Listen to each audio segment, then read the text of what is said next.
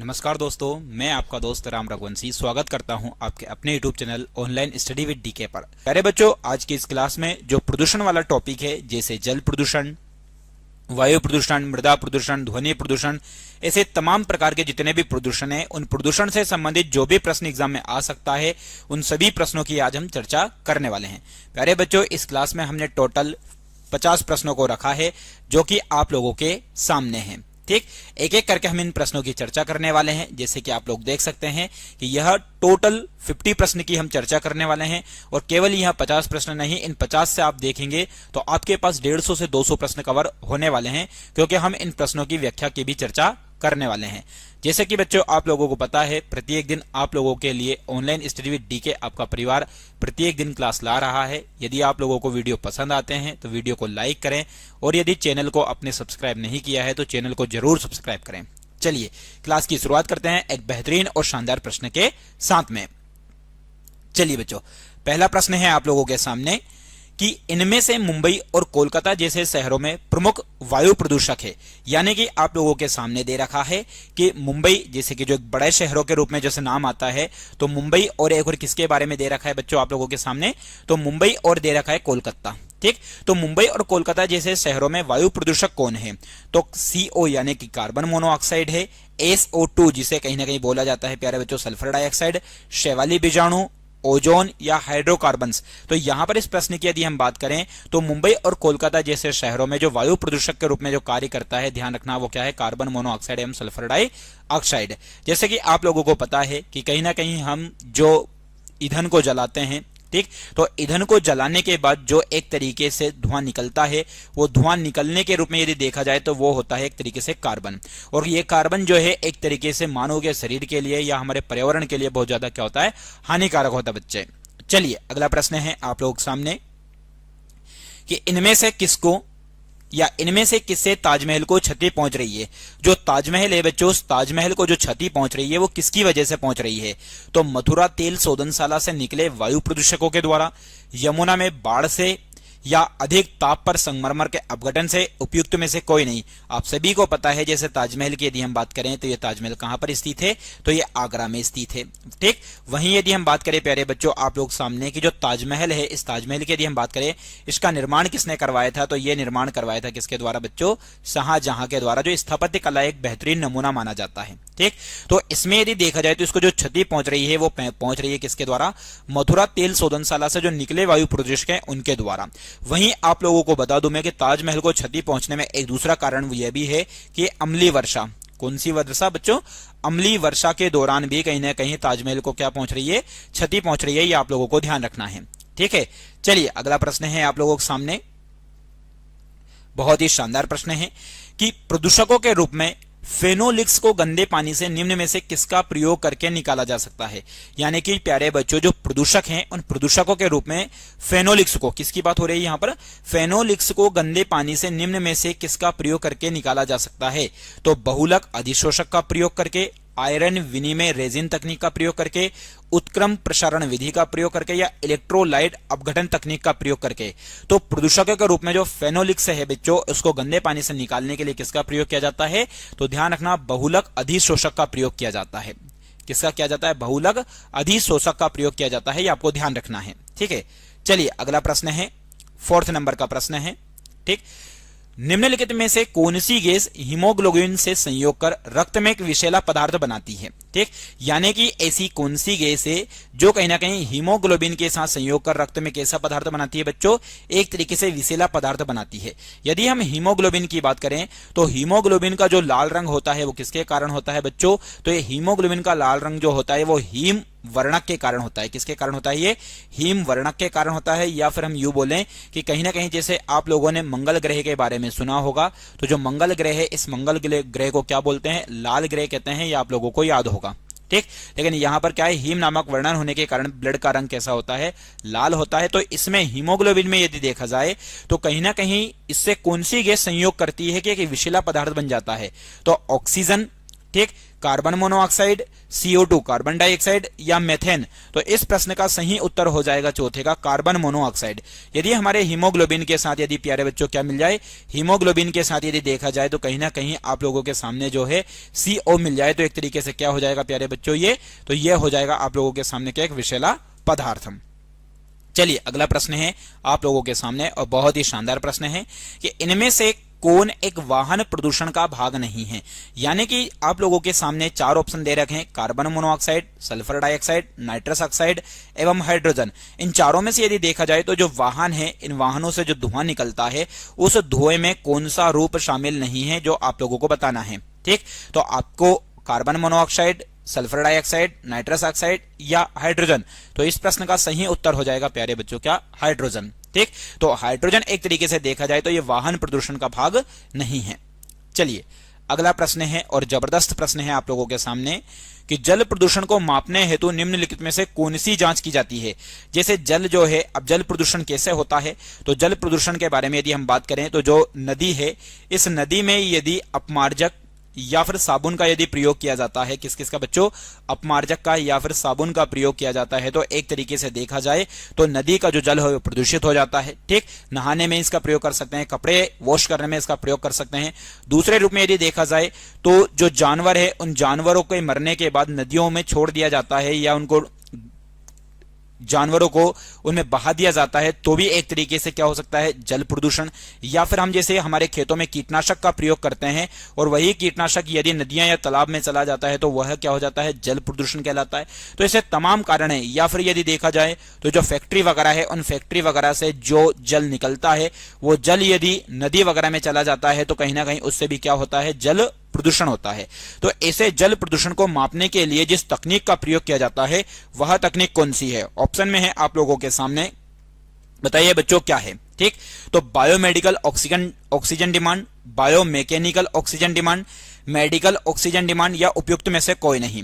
तो प्यारे बच्चों यदि देखा जाए तो इस प्रश्न का जो सही उत्तर होने वाला है वो है मैकेनिकल ऑक्सीजन डिमांड। यानी कि ये बीओडी का फुल फॉर्म है। किसका फुल फॉर्म है बच्चों? बीओडी का फुल फॉर्म है, ये आप लोगों को ध्यान रखना है, बायोकेमिकल ऑक्सीजन डिमांड। ठीक, यह क्या करता है बच्चों? तो यह पानी में जो मौजूद कार्बनिक पदार्थ होता है उनको तोड़ने के लिए क्या करता है, जरूरी ऑक्सीजन की मात्रा को मापता है ये। ठीक है, इसे कहीं ना कहीं क्या बोलते हैं, इसे जैव रासायनिक ऑक्सीजन मांग भी कहते हैं, ये ध्यान रखना। इसे जो बीओडी है इसे क्या बोला जाता है, तो जैव रासायनिक ऑक्सीजन मांग, जैव रासायनिक ऑक्सीजन मांग भी कहा जाता है, रासायनिक ऑक्सीजन मांग। ठीक, ये आप लोगों को ध्यान रखना है, ये इसका एक अलग से नाम है जो कि आप लोगों को ध्यान रखना है बच्चों। ठीक है, चलिए अगला प्रश्न है और बहुत ही शानदार और जबरदस्त प्रश्न होने वाला है, 7वां, कि निम्नलिखित में से भूमिगत जल को दूषित करने वाले अजैविक प्रदूषण है। अजैविक मतलब कहीं ना कहीं यदि हम बात करें तो अजैविक का मतलब जिसमें कहीं ना कहीं क्या नहीं पाया जाता भैया, जीव नहीं पाया जाता, उसे हम बोलते हैं अजैविक। तो निम्नलिखित में से भूमिगत जल यानी कि जो भूमि के अंदर जो जल होता है उसकी बात हो रही है, को दूषित करने वाले अजैविक प्रदूषण है। तो शैवाल है, आर्सेनिक है, विषाणु है, बैक्टीरिया है। तो इस प्रश्न का सही उत्तर हो जाएगा आप लोगों का क्या, आर्सेनिक। क्योंकि आर्सेनिक जो है एक कैसा प्रदूषण है बच्चों, ये तो ध्यान रखना, आर्सेनिक जो है ये अजैविक प्रदूषण है ये। ठीक, अजैविक। ठीक, अजैविक प्रदूषण। बाकी कहीं ना कहीं यदि देखा जाए तो बैक्टीरिया, विषाणु, शैवाल, इनको हम कहीं ना कहीं किसमें शामिल कर सकते हैं, क्योंकि इनमें जीव पाया जाता है तो ये जैविक भी हो सकते हैं। ठीक है, चलिए अगला प्रश्न है आप लोगों के सामने और जबरदस्त प्रश्न होने वाला है, 9वां प्रश्न है कि वायुमंडल में जिस ओजोन क्षेत्र का पता लगाया गया है वह कहां स्थित है। तो ओजोन परत में यानी कि ओजोन क्षेत्र का जो पता लगाया गया है बच्चों वो कहां पर है, यह आप लोगों को बताना है। तो भारत के ऊपर है, अंटार्कटिका के ऊपर है, आर्कटिक महासागर के ऊपर है या अलास्का के ऊपर है। तो इस प्रश्न के यदि हम उत्तर की बात करें तो बच्चों यह है अंटार्कटिका के ऊपर। किसके ऊपर है, अंटार्कटिका के ऊपर है, ये आपको ध्यान रखना है। यहां पर मैं आप लोगों को अंटार्कटिका के बारे में बता दूं, वेरी वेरी मोस्ट इंपॉर्टेंट प्रश्न आता है अंटार्कटिका महाद्वीप को लेकर। क्या प्रश्न आता है कि अंटार्कटिका जो महाद्वीप है इसे श्वेत महाद्वीप बोलते हैं, इसको गतिशील महाद्वीप भी बोलते हैं, ध्यान रखिएगा। इसी महाद्वीप को विज्ञान के लिए समर्पित महाद्वीप भी बोलते हैं। किसके लिए समर्पित, विज्ञान के लिए समर्पित महाद्वीप कौन सा है, तो विज्ञान के लिए समर्पित महाद्वीप प्यारे बच्चों ध्यान रखना आप लोगों के सामने कौन सा होगा, अंटार्कटिका होगा। ठीक है, चलिए अगला प्रश्न है आप लोगों के सामने 10वां, प्रश्न है बच्चों आप लोगों के सामने कि निम्नलिखित में से वायु प्रदूषण के फलस्वरूप लोगों को फुफ्फुस कैंसर से अधिक मारने वाला रोग है। यानी कि जो एक तरीके से जो वायु प्रदूषण है, इस वायु प्रदूषण के द्वारा या इसके फलस्वरूप लोगों को फुफ्फुस कैंसर से अधिक मारने वाला जो रोग है वह कौन सा है? तो वात स्फीति है, हृदयघात है, दमा है या दीर्घकालिक श्वसनी शोथ है? तो इस प्रश्न का सही उत्तर हो जाएगा आप लोगों के सामने वात स्फीति। क्या हो जाएगा बच्चों? वात स्फीति हो जाएगा। ये आप लोगों को ध्यान रखना है। अब एक बात यहां पर आप लोगों को बता दूं मैं कि जो हृदयघात होता है वह क्या होता है। तो हृदयघात का मतलब आप लोगों को पता होना चाहिए कि एक तरीके से व्यक्ति को जो अटैक आता है उस अटैक को ही क्या बोलते हैं बच्चों? तो ध्यान रखना, उसको बोलते हैं हृदयघात। क्या बोलते हैं? हृदयघात बोलते हैं। वहीं व्यक्ति को सांस चलने की जो बीमारी होती है, उस सांस चलने की बीमारी को एक तरीके से प्यारे बच्चों क्या बोला जाता है? उसको बोलते हैं दमा। ठीक। वहीं वात स्फीति की यदि हम बात करें बच्चों तो इसको एम्फाइजीमा भी बोलते हैं। वात स्फीति की यदि हम बात करें तो इसको क्या बोलते हैं? एम्फाइजीमा। ये आप लोगों को ध्यान रखना है। इसका इंग्लिश में भी नाम आ जाए तो आप लोग कर सकते हो, मुझे भरोसा है, मैंने आप लोगों को बता दिया है। ठीक है। यदि देखा जाए तो ये किससे संबंधित बीमारी है? तो ये जो है ये फेफड़े से संबंधित बीमारी है। आप लोगों को ध्यान रखना है किससे संबंधित है ये? तो फेफड़े से संबंधित है। इसमें व्यक्ति को होता क्या है? तो इसमें भी व्यक्ति को सांस लेने में तकलीफ होती है। क्या लेने में तकलीफ होती है बच्चों? सांस लेने में तकलीफ होती है। ये आपको ध्यान रखना है। ठीक है। चलिए अगला प्रश्न है 11वां। निम्नलिखित में से हरित गृह प्रभाव का अर्थ है कि हरित गृह प्रभाव जो है उसका अर्थ क्या है, ये आप लोगों को बताना है। तो ऑप्शन में है शीशे के मकान में खाद्य फसलों का उत्पादन, बढ़े हुए तापमान में सब्जियों तथा फूलों का उत्पादन, वायुमंडल में ग्रीन हाउस गैस के घनीकरण के कारण वायुमंडल के तापमान का बढ़ना, या उपरोक्त में से कोई नहीं। तो इस प्रश्न का सही उत्तर हो जाएगा प्यारे बच्चों कि वायुमंडल में ग्रीन हाउस गैस के घनीकरण के कारण वायुमंडल के तापमान का बढ़ना। तो वायुमंडल के तापमान का बढ़ना ही एक तरीके से किसका अर्थ है? ये हरित गृह प्रभाव का अर्थ है। ठीक है। चलिए अगला प्रश्न है और बहुत ही शानदार और जबरदस्त प्रश्न आप लोगों के सामने है बच्चों। क्या है कि निम्नलिखित में से कौन सी गैस वायु को प्रदूषित नहीं करती है? यानी कि जो वायुमंडल है, वायुमंडल क्या है? तो वायुमंडल के बारे में आप लोगों को पता होना चाहिए कि ये गैसों का मिश्रण है। किसका मिश्रण है बच्चों? गैसों का मिश्रण। ठीक। अब ये जो गैसों का मिश्रण है, इस गैसों के मिश्रण की यदि हम बात करें तो इसमें पूछा जा रहा है कि इसको प्रदूषित कौन नहीं करता है। तो carbon dioxide, nitrous oxide, sulphur dioxide या कार्बन मोनोऑक्साइड? तो इस प्रश्न का सही उत्तर हो जाएगा 12वें का कि CO2। ठीक। तो जो वायु को प्रदूषित नहीं करती है, ध्यान रखना, ये वायु को प्रदूषित नहीं करती है तो CO2। चलिए अगला प्रश्न है आप लोगों के सामने और बहुत ही शानदार प्रश्न है बच्चों। 13वां प्रश्न है। ठीक। कि निम्नलिखित में से ऊर्जा के किस रूप में प्रदूषण की समस्या नहीं होती है? यानी कि ऊर्जा का एक ऐसा रूप जिससे प्रदूषण की समस्या नहीं होती है, तो वह ऊर्जा कौन सी है? पेट्रोल है, परमाणु है, कोयला है, सौर है? तो इस प्रश्न का सही उत्तर हो जाएगा सौर। क्योंकि सौर ऊर्जा जो है आप लोगों को पता होगा कि सौर ऊर्जा को जिससे प्राप्त किया जाता है वो किससे प्राप्त किया जाता है? सूर्य से। और सूर्य जो होता है ये क्या है बच्चों? तो सूर्य ऊर्जा का प्रमुख स्रोत होता है। ऊर्जा का प्रमुख स्रोत की यदि हम बात करें, ऊर्जा का प्रमुख स्रोत कौन होता है? सूर्य होता है। तो एक प्रकार से सूर्य से जो ऊर्जा प्राप्त होती है वो सौर ऊर्जा, और सौर ऊर्जा से कोई प्रदूषण की समस्या नहीं होती है। ठीक है। चलिए अगला प्रश्न है 14वें नंबर का प्रश्न है। क्या है कि इनमें से कौन सा ईंधन न्यूनतम पर्यावरणीय प्रदूषण उत्पन्न करता है? मतलब आपके सामने 4 ऑप्शन दे रखे हैं, इनमें से बताना है कि कौन सा जो है एक तरीके से कम पर्यावरण को प्रदूषित करता है। तो कोयला, डीजल, हाइड्रोजन, केरोसिन? तो इस प्रश्न के उत्तर की यदि हम बात करें प्यारे बच्चों तो हाइड्रोजन एक ऐसा पदार्थ है या एक ऐसा ईंधन है जो पर्यावरण को क्या करता है? कम प्रदूषित करता है। बाकी कोयला, डीजल, केरोसिन, इनसे कहीं ना कहीं ज्यादा से ज्यादा मात्रा में क्या निकलता है या किस चीज का उत्सर्जन होता है बच्चों? धुएं का उत्सर्जन होता है। और धुआं जो है एक तरीके से क्या करता है? पर्यावरण को प्रदूषित करता है। ठीक है। चलिए आप सभी लोगों का हमारे YouTube channel online study with DK पर प्यारे बच्चों बहुत बहुत स्वागत है। यदि आप लोग वीडियो को देखते हैं और यदि लाइक नहीं करते हैं तो प्यारे बच्चों वीडियो को लाइक किया करें, शेयर किया करें, और यदि चैनल को सब्सक्राइब नहीं किया है तो ऑनलाइन स्टडी विद डीके आपको आप लोगों को क्या करना है? सब्सक्राइब करना है। क्योंकि ये प्रत्येक दिन आप लोगों के लिए यह YouTube चैनल आप लोगों के लिए मेहनत कर रहा है। बस उसी मेहनत का फल यही है कि आप लोग चैनल को सब्सक्राइब करें, क्योंकि आपके सब्सक्राइब करने से और आपके लाइक करने से हमें मोटिवेशन प्राप्त होता है। ठीक है। चलिए अगला प्रश्न है और बहुत ही शानदार प्रश्न है बच्चों। क्या है कि निम्नलिखित में से वायु प्रदूषकों का विश्वसनीय संकेत है, यानी कि एक तरीके से जो वायु प्रदूषक है इनका विश्वसनीय संकेतक क्या है। तो हरे शैवाल तथा लीवरवर्ट है, लाइकेंस तथा मोस है, नीम तथा समुद्र शोक है, फर्श तथा साइकस है। तो वायु प्रदर्शनी का यदि वायु प्रदूषकों का विश्वसनीय संकेत की यदि हम बात करें बच्चों, तो इसका संकेत जो है वो है लाइकेंस तथा मोस। ठीक, लाइकेन की यदि हम बात करें तो ये लाइकेन क्या है, तो कवक और शैवाल के मिलने से जो बनता है भैया, कवक और शैवाल के बीच में, किस किस के बीच में, कवक और शैवाल के बीच में एक तरीके से सहजीविता का काम करता है, तो वो कौन करता है, लाइकेन करता है। चलिए अगला प्रश्न है 16वां। क्या है प्रश्न आप लोगों के सामने कि इनमें से कौन सा वायुमंडलीय प्रदूषक नहीं होता है, मतलब ऐसा कौन सा पदार्थ है जो वायुमंडल में प्रदूषण को नहीं फैलाता। Carbon monoxide, carbon dioxide, hydrocarbon, sulphur dioxide. तो इस प्रश्न का उत्तर आप लोगों को बहुत अच्छे से पता होगा बच्चों। तो हाइड्रोकार्बन की यदि हम बात करें तो वायुमंडल में प्रदूषण नहीं फैलाता है।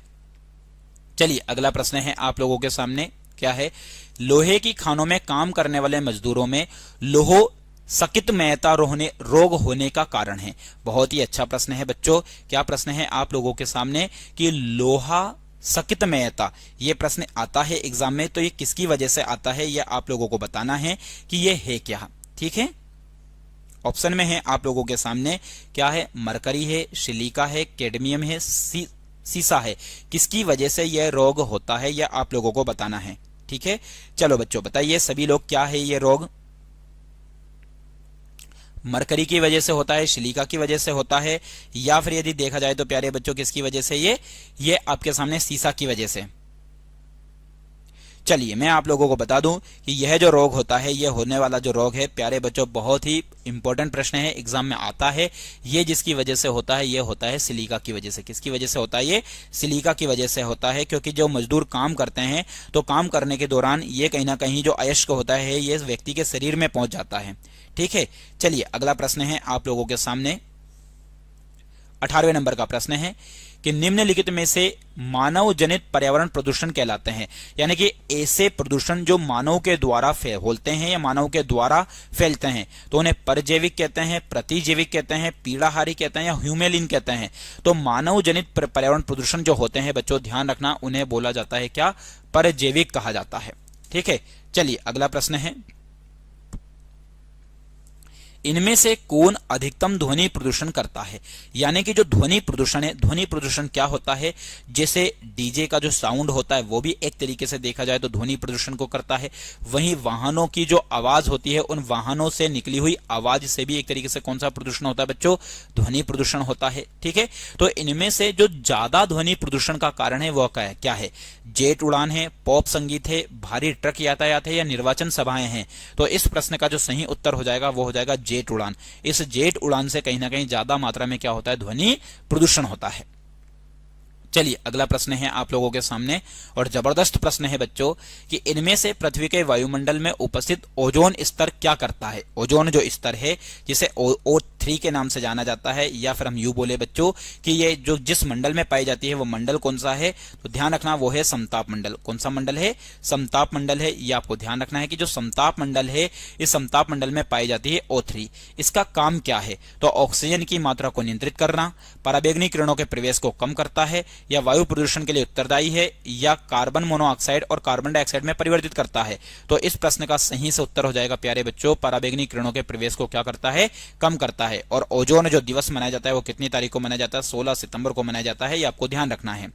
चलिए अगला प्रश्न है बच्चों 21वां प्रश्न है कि निम्नलिखित जो आप लोगों के सामने प्रश्न दे रखा है कि मिनी माता महामारी जिसके कारण 1965 में जापान में अनेक लोग मारे गए थे, पानी में इसके प्रदूषण के कारण हुई थी। यानी कि जो 1965 में जापान में महामारी आई थी, मिनी माता महामारी, तो ये किसके प्रदूषण के कारण आई थी, पारद के, फ्लूओराइड के, सीसा के या डीडीटी के। तो इस प्रश्न का जो सही उत्तर हो जाएगा प्यारे बच्चों पारद। पारद को ही एक तरीके से पारा बोला जाता है, या इसी की यदि हम बात करें तो क्या बोलते हैं, इसे मरकरी कहते हैं। ये आप लोगों को ध्यान रखना, क्या बोलते हैं बच्चों, मरकरी कहते हैं। ठीक है, चलिए कमरे के ताप पर द्रव धातु के बारे में यदि हम बात करें तो वह भी कौन है, द्रव अवस्था में पाई जाने वाली धातु कौन सी है, तो पारद है। ये आप लोगों को ध्यान रखना है। चलिए अगला प्रश्न है आप लोगों के सामने और अच्छा प्रश्न है बच्चों, बताइएगा क्या है प्रश्न। चलिए देखते हैं, निम्नलिखित में से नदियों में जल प्रदूषण की माप की जाती है। जो नदियों के अंतर्गत जो जल प्रदूषण है, उस जल प्रदूषण की जो माप की जाती है बच्चों, वो किसके द्वारा की जाती है? तो ऑप्शन में है आप लोगों के सामने बहुत ही शानदार, नाइट्रोजन की घुली मात्रा से, ऑक्सीजन की घुली मात्रा से, या C12 की घुली मात्रा से। तो आप लोगों के सामने तीन ऑप्शन दे रखे हैं, हालांकि चौथा ऑप्शन नीचे ये आ गया है कि ओजोन की घुली हुई मात्रा से। तो इस प्रश्न का जो सही उत्तर है आप लोगों के सामने बच्चों क्या हो जाएगा? तो 22वें का सही उत्तर हो जाएगा कि ऑक्सीजन की घुली हुई मात्रा से किसका पता लगाया जाता है? नदियों में जल प्रदूषण की माप का पता लगाया जाता है। चलिए बच्चों, अगला प्रश्न है 23वां। ठीक है, क्या है? निम्न में से वैश्विक तापमान के फलस्वरूप हो सकता है जो एक तरीके से ग्लोबल वार्मिंग यदि बढ़ती है, क्या बढ़ती है बच्चों? Global warming. अब ग्लोबल वार्मिंग जो बढ़ती है वो किसकी वजह से बढ़ती है? तो ये विभिन्न प्रकार की गैसें जब वायुमंडल में पहुंचती है तो उससे ग्लोबल वार्मिंग बढ़ती है। जैसे कि क्लोरोफ्लोरोकार्बन, ये एक तरीके से देखा जाए तो ग्लोबल वार्मिंग को बढ़ाने में सहायक है। कार्बन मोनोऑक्साइड भी सहायक है, ठीक।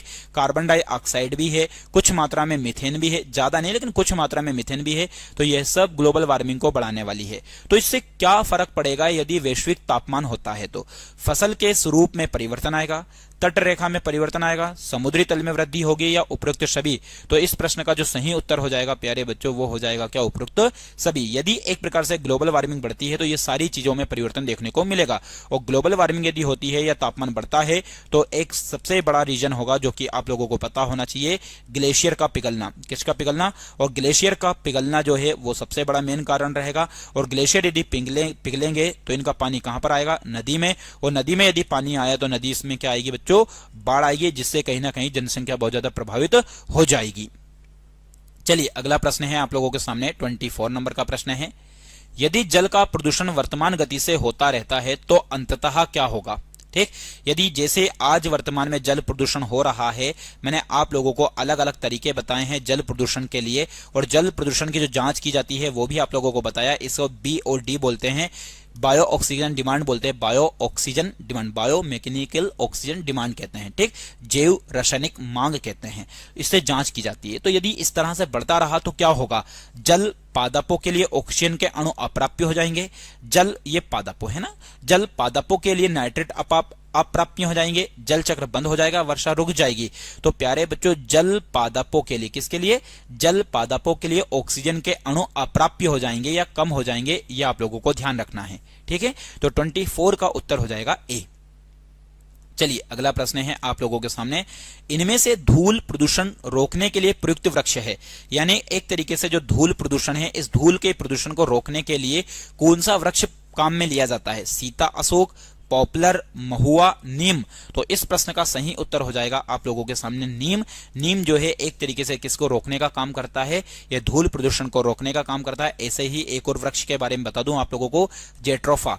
जेट्रोफा या फिर जिससे प्यारे बच्चों बोलते हैं क्या? रतन जोत। इस रतन जोत से क्या प्राप्त किया जाता है? तो रतन जोत या जेट्रोफा से यदि बात की जाए तो इससे बायोडीजल प्राप्त किया जाता है। क्या? बायोडीजल प्राप्त किया जाता है। और ऐसे ही एक और वृक्ष के बारे में बता दूं मैं, सिनकोना नामक वृक्ष है। कौन सा वृक्ष है? सिनकोना। इस सिनकोना नामक वृक्ष की जो छाल है, उस छाल से ध्यान रखना, एक दवा बनाई जाती है जिस दवा का नाम है कुनेन। और इस कुनेन का जो प्रयोग किया जाता है वो किसके लिए किया जाता है? मलेरिया के रूप में किया जाता है। ये वृक्ष की बात आई थी इसलिए मैंने आप लोगों को बताया क्योंकि महत्वपूर्ण है। महुआ की यदि हम बात करें तो महुआ जो है इससे क्या बनाई जाती है? तो बच्चों मदिरा को बनाने में इसका प्रयोग किया जाता है। नीम का प्रयोग यदि देखा जाए तो नीम के प्रयोग में यदि देखें हम तो इसका प्रयोग कीटनाशक के रूप में भी किया जाता है। ठीक है, जैविक कीटनाशक के रूप में। चलिए अगला प्रश्न है आप लोगों के सामने 26वां, निम्नलिखित में से भोपाल दुर्घटना में किस गैस का रिसाव हुआ था? जो भोपाल में दुर्घटना हुई थी, आप सभी लोगों को बहुत अच्छे से पता होगा भैया कि जो भोपाल में दुर्घटना हुई थी ये कब हुई थी। तो वेरी वेरी मोस्ट इंपॉर्टेंट है बच्चों, भोपाल दुर्घटना के बारे में मैं आपको बताऊंगा। लेकिन उससे पहले इस आंसर की यदि हम बात करें तो इस आंसर क्या होगा आप लोगों के सामने? ठीक है, चलिए यहां पर यदि बात करें हम तो ऑप्शन में है मिथाइल आइसोसाइनाइड। ठीक, वहीं यदि हम बात करें तो sulphur dioxide, um nitrous oxide, या कार्बन मोनोऑक्साइड, या इथाइल आइसोसाइनाइड।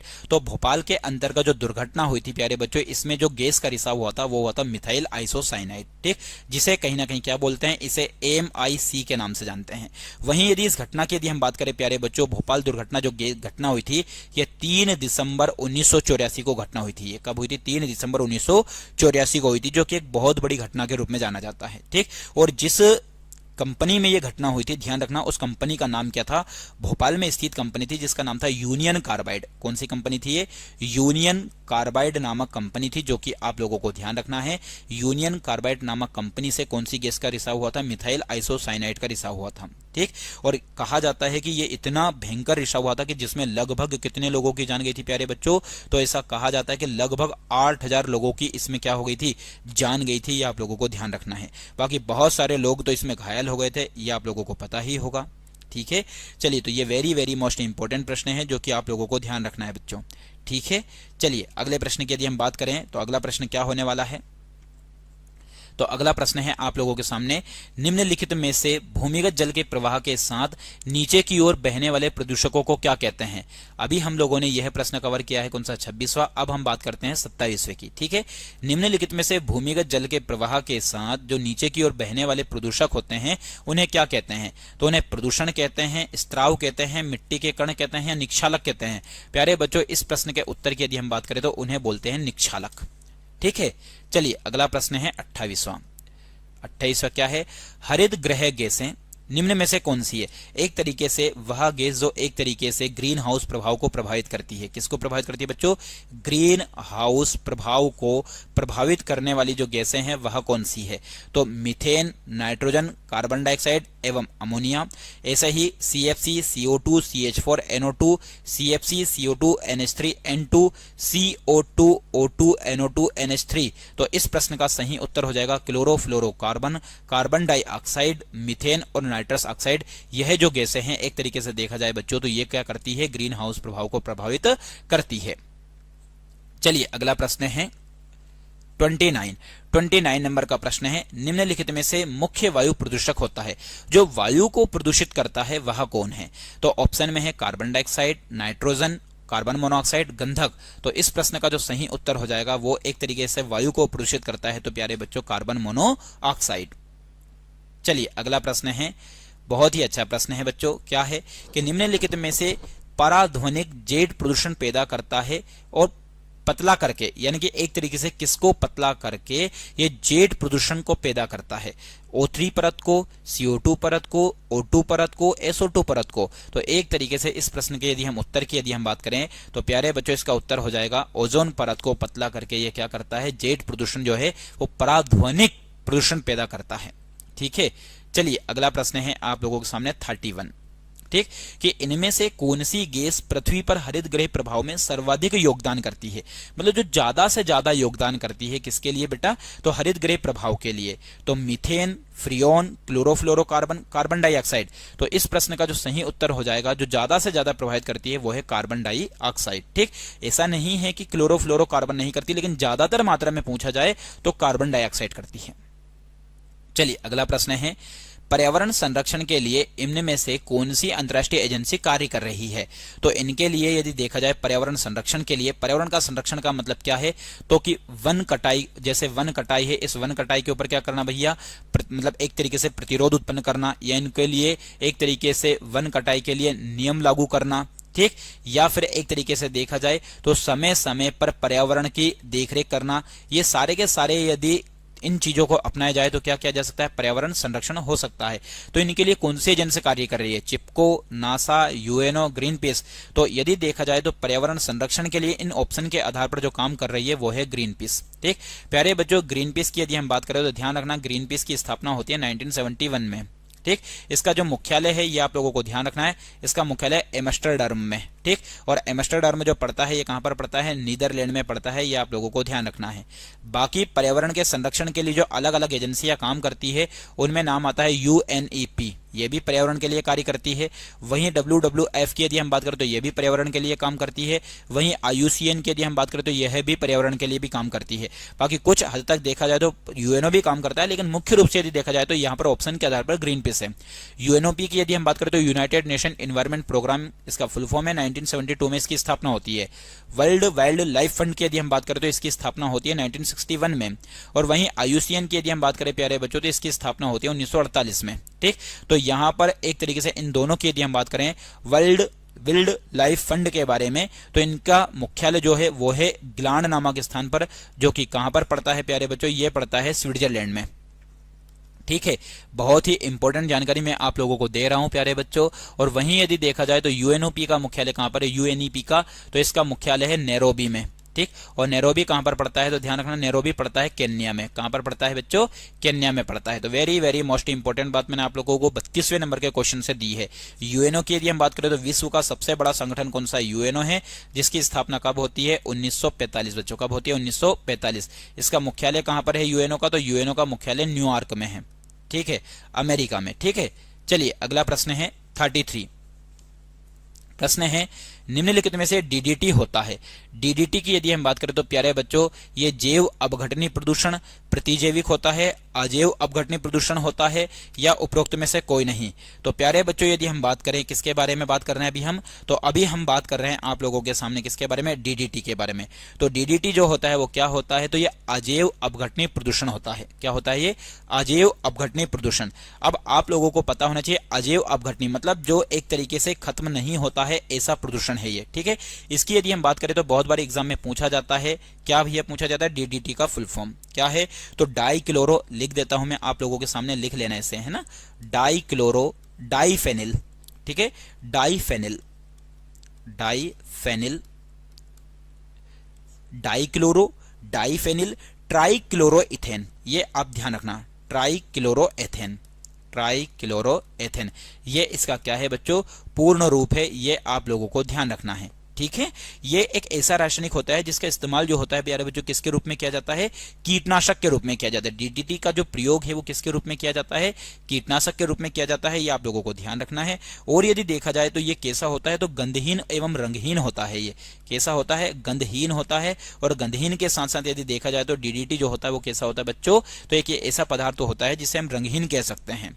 ठीक है, चलिए अगला प्रश्न देखें। चलिए एक और बात बता दूं मैं आप लोगों को डीडीटी को लेकर कि जो डीडीटी है ये क्या करता है, तो हमारे जो बाल हैं या सर हैं उनमें जो जूं पड़ जाती है उनको खत्म करने का काम भी कौन करता है, डीडीटी करता है। ठीक है, चलिए अगला प्रश्न है, बहुत ही जबरदस्त प्रश्न है 34।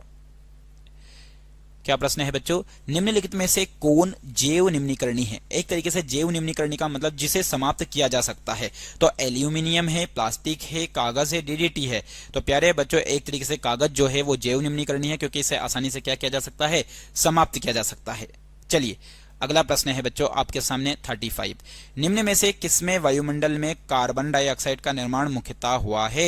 निम्न में से किसमें वायुमंडल में कार्बन डाइऑक्साइड का निर्माण मुख्यतः हुआ है, तो सूक्ष्म जीवों की क्रिया से, वनों की अग्नि से, जीवों के शोषण से, या कारखानों के धुएं से। तो इस प्रश्न के सही उत्तर की यदि हम बात करें तो वायुमंडल में कार्बन डाइऑक्साइड का निर्माण जो हुआ है मुख्यतः किससे हुआ है प्यारे बच्चों, जीवों के शोषण से।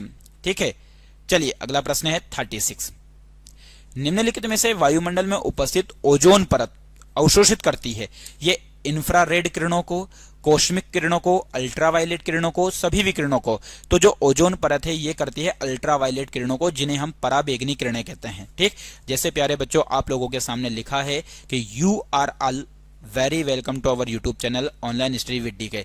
आप सभी लोगों का बहुत बहुत स्वागत है आपके हमारे अपने YouTube channel online study with DK पर। प्यारे बच्चों यदि वीडियो को आप देखते हैं और यदि लाइक नहीं करते हैं तो ये गलत बात है। आप सभी लोगों को वीडियो को लाइक करना है, शेयर करना है, और यदि चैनल को सब्सक्राइब नहीं किया है तो चैनल को जरूर सब्सक्राइब करना है। और प्यारे बच्चों यदि आप लोगों को हमारा ये पीडीएफ चाहिए तो मैंने आप लोगों के लिए ही यहाँ पर टेलीग्राम का मैंने नाम दे रखा है, ऑनलाइन स्टडी विद डीके नामक टेलीग्राम पर चले जाइए, आप लोगों को इनके पीडीएफ मिल जाएंगे। और यदि आपने हमारे टेलीग्राम के चैनल को भी सब्सक्राइब नहीं किया है, ज्वाइन नहीं किया है, तो ज्वाइन कर लीजिएगा। ठीक है, बहुत ही शानदार शानदार बेहतरीन पीडीएफ आप लोगों को मिलने वाले हैं। और प्यारे बच्चों जैसे कि आप लोगों को पता है प्रत्येक दिन आप लोगों के लिए बाल विकास, पर्यावरण, सामाजिक अध्ययन यानी कि रीड के अंतर्गत जो जो एग्जाम में आने वाले हैं उन सभी की तैयारी बहुत शानदार और जोर और शोर से करवाई जा रही है। ठीक है, तो बस आप लोगों से यही भरोसा है कि आप वीडियो को लाइक करेंगे, शेयर करेंगे और चैनल को सब्सक्राइब करेंगे। चलिए 37 नंबर का प्रश्न है, इनमें से सूर्य से आने वाली हानिकारक पराबैंगनी विकिरणों से क्या होता है। तो जो सूर्य से आने वाली हानिकारक पराबैंगनी विकिरणें हैं इनको रोकने की यदि हम बात करें तो इनको रोकने का काम कौन करती है, तो प्यारे बच्चों इनको रोकने का काम करती है ओजोन परत। कौन सी परत करती है, ओजोन परत करती है, ये आपको पता है। लेकिन यदि फिर भी आ जाती है तो ये कौन सा कैंसर करती है, यकृत का कैंसर, मुख का कैंसर, फेफड़े का कैंसर या त्वचा का कैंसर, तो ये करती है प्यारे बच्चों त्वचा का कैंसर। चलिए अगला प्रश्न है 38। इसके द्वारा जल के प्रदूषण को साफ करने में बायोफिल्टर के रूप में पाइला ग्लोबोसा प्रयुक्त किया जाता है। मतलब किसके द्वारा जल प्रदूषण होता है जिसको साफ करने के लिए पाइला ग्लोबोसा प्रयुक्त किया जाता है? तो ऑप्शन में है प्यारे बच्चों मरकरी का, आर्सेनिक का, सेवाली पुष्पपुंज का या कैडमियम का। तो इस प्रश्न का सही उत्तर हो जाएगा मेरे प्यारे दोस्तों कैडमियम का। ठीक है, चलिए 39 नंबर का प्रश्न है कि निम्नलिखित में से कौन सी गैस वैश्विक उष्णता के लिए उत्तरदायी है? ये एक तरीके से वही बात हो गई है, आप लोगों को कंफ्यूज नहीं होना है प्यारे बच्चों। वैश्विक तापन किसको लेकर, ये थोड़ा सा इन्होंने घुमा दिया है, प्रश्न को घुमा दिया है। वैश्विक तापन, या फिर हम यूं बात करें कि ग्लोबल वार्मिंग, क्या आ सकता है यहां पर? ग्लोबल वार्मिंग को बढ़ाने वाली जो गैस है वह कौन सी है? तो कार्बन डाइऑक्साइड और मीथेन, केवल ऑक्सीजन, केवल मीथेन, ऑक्सीजन और कार्बन डाइऑक्साइड। तो इस प्रश्न का सही उत्तर हो जाएगा कार्बन डाइऑक्साइड और मीथेन हो जाएगा।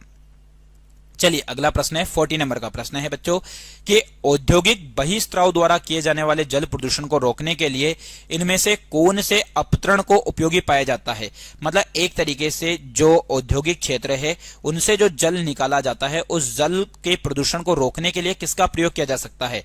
तो साथी घास का, पार्थेनियम का, जलकुंभी का या इन दोनों का? तो प्यारे बच्चों इस प्रश्न का जो सही उत्तर हो जाएगा आप लोगों के सामने वो हो जाएगा 1 और 2, यानी कि एक तो साथी घास का और एक तरीके से देखा जाए तो प्यारे बच्चों किसका?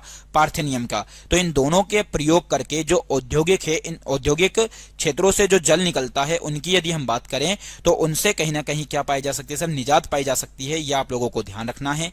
ठीक है, ये एक तरीके से क्या होता है बच्चों, तो पार्थेनियम जो है ये फूलने वाले पौधों का एक वंश होता है। क्या होता है? ये फूलने वाले जो पौधे होते हैं उनका वंश है, ये फूलने वाले पौधों का वंश। ठीक है, ये आप लोगों को ध्यान रखना है। तो इसका प्रयोग करके जल प्रदूषण को क्या किया जा सकता है? रोका जा सकता है, जो कि आप लोगों को ध्यान रखना है। ठीक है, चलिए अगला प्रश्न है 41 नंबर का प्रश्न है इनमें से कौन सा वायु प्रदूषक मनुष्य में रक्तचाप को बढ़ा देता है तथा हृदय संबंधी रोग पैदा कर देता है? बहुत ही अच्छा प्रश्न है। ऐसा कौन सा वायु प्रदूषक है जो मनुष्य में किसको प्यारे बच्चों? बीपी को, यानी कि ब्लड प्रेशर। तो मनुष्य का जो ब्लड प्रेशर है वो सामान्यतः कितना होना चाहिए? 80 से 120 होना चाहिए, इससे ना तो ज्यादा ना ही इससे कम। और ब्लड प्रेशर को मापने के लिए जिस यंत्र का प्रयोग किया जाता है प्यारे बच्चों ध्यान रखना, स्फिग्नो मैनोमीटर का इस प्रयोग किया जाता है। मैनोमीटर का प्रयोग किया जाता है, यह आप लोगों को ध्यान रखना है। ठीक है, कि बीपी को नापने के लिए किस उपकरण का प्रयोग किया जाता है तो आपको बता दिया है। इस प्रश्न का सही उत्तर जो होने वाला है वो क्या हो जाएगा बच्चों? तो इस प्रश्न का सही उत्तर हो जाएगा कैडमियम। ठीक है, चलिए अगला प्रश्न है 42। क्या प्रश्न है जरा देख लेते हैं। निम्नलिखित में से किस वायु प्रदूषक के कारण मनुष्य में तंत्रिका तंत्र संबंधी रोग पैदा होता है? कि यानी कि ऐसा कौन सा वायु प्रदूषक है जिसके कारण मनुष्य में कौन सा प्यारे बच्चों?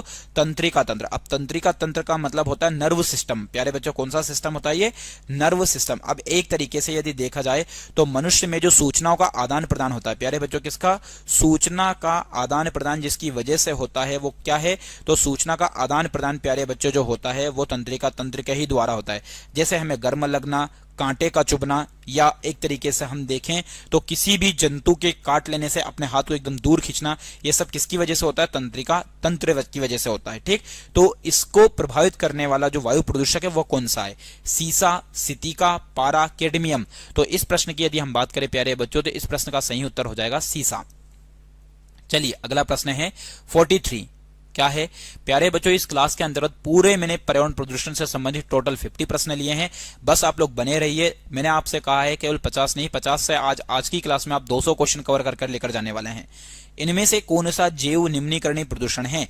जैव निम्नीकरणीय का मतलब जिसे कहीं ना कहीं क्या किया जा सकता है प्यारे बच्चों? समाप्त किया जा सकता है, और उसे कहीं ना कहीं हमारे वायुमंडल से भी कहीं ना क्या किया जा सकता है? समाप्त किया जा सकता है। तो विरंजक बहिस्त्राव, रंजन बहिस्त्राव, भारी धात्विय या वाहित मल? तो इस प्रश्न का सही उत्तर हो जाएगा वाहित मल हो जाएगा। ठीक, वाहित मल का मतलब जो मनुष्य के द्वारा जो अपशिष्ट पदार्थ होता है, मनुष्य के द्वारा जो त्यागा गया, मनुष्य के द्वारा जो त्यागा गया अपशिष्ट पदार्थ होता है वो एक तरीके से क्या कहलाता है प्यारे बच्चों? तो वो कहलाता है वाहित मल कहलाता है। ठीक, चलिए अगला प्रश्न है आप लोगों के सामने 44 कि मोटर कार से उत्पन्न प्रदूषक जो कौन से रोग को पैदा करते हैं, मानसिक रोग को पैदा करते हैं, उनमें से क्या होता है? निम्न में से किसके द्वारा यह भी हो सकता है कि मानसिक रोग पैदा होता है? तो पीबी जिसे लेड कहते हैं, SO2, NO2, Hg। तो इस प्रश्न का जो सही उत्तर होने वाला है प्यारे बच्चों पीबी जिसे क्या बोलते हैं, लेड कहते हैं। ये आप लोगों को ध्यान रखना है। चलिए अगला प्रश्न है 45 इनमें से कौन जैव अक्षयकारी प्रदूषक है? अक्षयकारी का मतलब होता है जो कहीं ना कहीं क्या नहीं होता प्यारे बच्चों, समाप्त नहीं होता। अक्षय देखो दो चीजें होती है, एक तो क्षयकारी, ठीक, क्षयकारी का मतलब जो क्या हो जाता है प्यारे बच्चों, जो समाप्त हो जाता है, अक्षयकारी जो समाप्त नहीं होता है। तो इसके ऑप्शन की यदि हम बात करें डीडीटी, प्लास्टिक, पारा, उपरोक्त सभी, तो इस प्रश्न का जो सही उत्तर हो जाएगा वो हो जाएगा उपरोक्त सभी, जो एक तरीके से देखा जाए तो क्या है बच्चों, ये अक्षयकारी है। ठीक है, चलिए अगला प्रश्न है 46। ठीक, 46 नंबर का प्रश्न है, क्या है? फ्लाइव ऐश वातावरणीय प्रदूषण है जो निम्न के द्वारा उत्पन्न होता है। जो फ्लाइव ऐश वातावरणीय प्रदूषण है किसके द्वारा उत्पन्न होता है? आटा मिल, सीमेंट उद्योग, बर्मल वाटर प्लांट या फिर उर्वरक संयंत्र। तो ध्यान रखें फ्लाइव ऐश वातावरणीय प्रदूषण जो होता है यह बर्मल पावर प्लांट की वजह से होता है। ठीक है, चलिए अगला प्रश्न है 47 कि निम्नलिखित में से मेट्रोपॉलिटन नगरों में प्रदूषण का प्रमुख स्रोत है। जो बड़े शहर है उनकी यदि हम बात करें तो उनमें नगरों में जो प्रदूषण होता है उसका मुख्यतः कारण क्या है? तो वहां पे उद्योग ज्यादा है, कीटनाशक का प्रयोग होता है, रेडियोधर्मी पदार्थ का होता है, स्वतः चलित वाहन से होता है। तो मेट्रोपॉलिटन नगरों में यदि देखा जाए तो ज्यादा से ज्यादा जो प्रदूषण होता है वो स्वतः चालित वाहन से होता है। ठीक है, चलिए अगला प्रश्न है और जबरदस्त प्रश्न आप लोगों के सामने है बच्चों। क्या है प्रश्न? कि निम्नलिखित में से सबसे खराब वायु प्रदूषण उत्पन्न करने वाला पदार्थ है। यानी कि जो सबसे ज्यादा क्या करता है, वायु प्रदूषण करता है, तो sulphur dioxide, carbon dioxide, carbon monoxide या धुआं। तो इस प्रश्न का जो सही उत्तर हो जाएगा वो हो जाएगा कार्बन डाइऑक्साइड। चलिए अगला प्रश्न है 49 निम्न में से तेज वर्षा पर्यावरण प्रदूषण से होती है। जो तेज वर्षा होती है वो कौन से प्रदूषण के कारण होती है, किस किस चीज के मिलने से होती है? कार्बन डाइऑक्साइड एवं नाइट्रोजन, नाइट्रस ऑक्साइड एवं कार्बन डाइऑक्साइड, कार्बन मोनोऑक्साइड एवं कार्बन डाइऑक्साइड, कार्बन डाइऑक्साइड एवं नाइट्रोजन।